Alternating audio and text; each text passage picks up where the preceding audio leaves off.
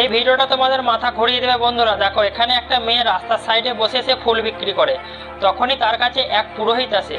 সেই পুরোহিতটাকে সে মেয়েটা ফুল দেয়। আর সে পুরোহিতটা মেয়েটাকে বলে যায় যে আমার স্কুটির গাড়িটা এখানে থাকলেও তুমি এখানে দেখো, আমি এই মন্দির থেকে ঘুরে আসছি।